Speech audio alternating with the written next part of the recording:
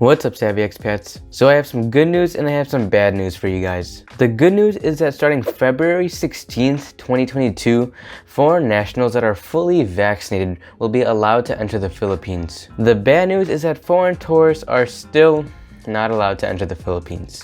What this basically means is that first off, if you're not vaccinated, you will not be allowed entry into the Philippines. And that is even if you have a valid and existing visa. Because just a couple days ago, under IATF Resolution 157, it was announced that all foreign nationals will be required to show proof of full vaccination starting on February 16th. So this is mandatory for all of you guys planning to come to the Philippines. By February 16th, they're checking everybody, doesn't matter who, for vaccination. But once again, the Philippines borders are still closed off to foreign tourists. There is, however, a demographic that can enter the Philippines. Let's read this segment according to nationalnews.com to find out. So it reads, only a small demographic of foreigners can currently visit the Philippines, and from February, they will need to be fully vaccinated.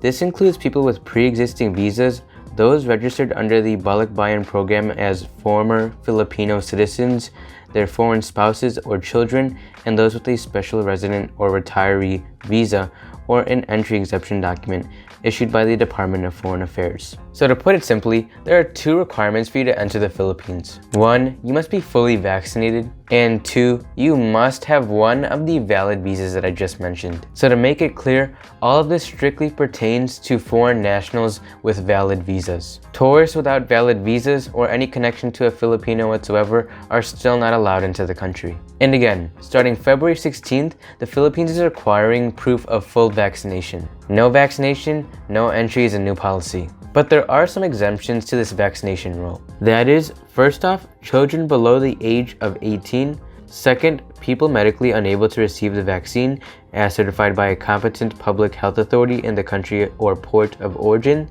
And lastly, foreign diplomats and their qualified dependents or 9E visa holders. So if you're in this particular category, you'll be able to enter the Philippines regardless of your vaccination status. And if you're wondering how they're going to check if you're vaccinated, let's read this. The Department of Transportation, through the Civil Aeronautics Board, is tasked to mandate the airlines to require foreign nationals traveling to the Philippines to present proof of full vaccination prior to boarding flights to any points in the Philippines, according to the resolution. So any airline you're on when flying to the Philippines will check for your proof of vaccination. Another update to the travel requirements is that travelers will be tested 48 hours before the departure from their country of origin. And that is instead of the previous 72-hour test requirement. The Philippines has also done away with completely barring travel from any particular country. Previously, the Philippines banned travel from red list countries, which are countries that are considered to be high risk. But in new rules, travelers from all categories, including red list countries,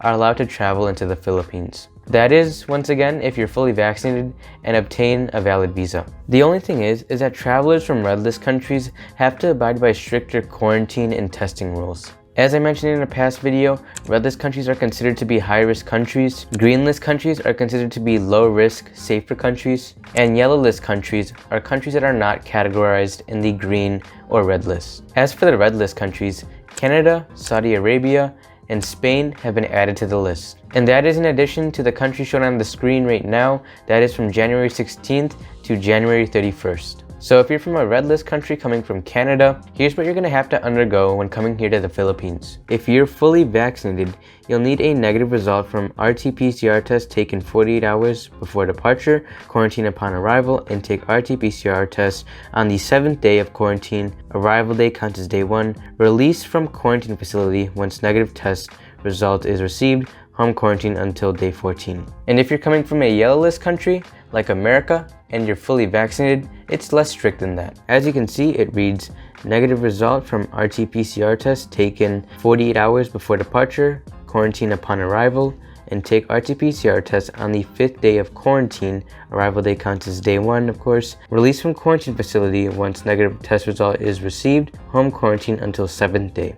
And of course, if you're from a green list country, which is shown on the screen right now, there you have Bangladesh, China, India, Taiwan to name a few. If you're from any of these countries and are fully vaccinated, check out the protocols for this. As you can see, negative result from RT-PCR test taken 48 hours before departure, No more facility-based quarantine required, but must self-monitor for symptoms for 7 days. So if you're coming from any of these countries, you don't have to quarantine. Now the last thing we'll do is read off eligible visas to enter the Philippines. So here we have a list of all the eligible visas so that you guys can get an idea what's valid to get into the Philippines. First off, we have dual citizens, and second is the Balik Bayan program, says in parentheses, accompanying foreign spouses and children of Filipino citizens and former Filipino citizens. So for you foreigners watching, if you have a Filipino citizen spouse, then you can enter the Philippines. You just have to present your marriage certificate. Alright, getting back into the list, we'll skip the next one and going straight into the fourth point is permanent immigrant visa holders with valid visas. If you want to apply for one of these visas,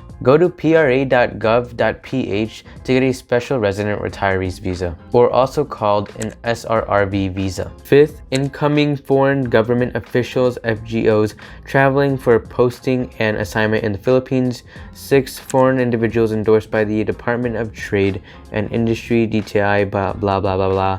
We'll skip all of that. Seventh, foreign seafarers for purpose of ship rotation. Eighth, special non-immigrant visa holders with valid visas. Ninth, foreign nationals allowed entry pursuant to IATF resolution number 98. And lastly, foreign nationals eligible for issuance of 9G and 47A2 visas.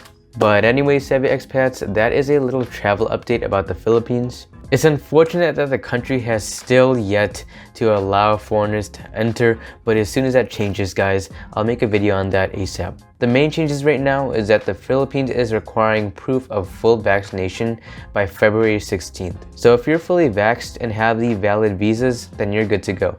And so thank you for watching Savvy Expats, and I'll see you in the next one. God bless.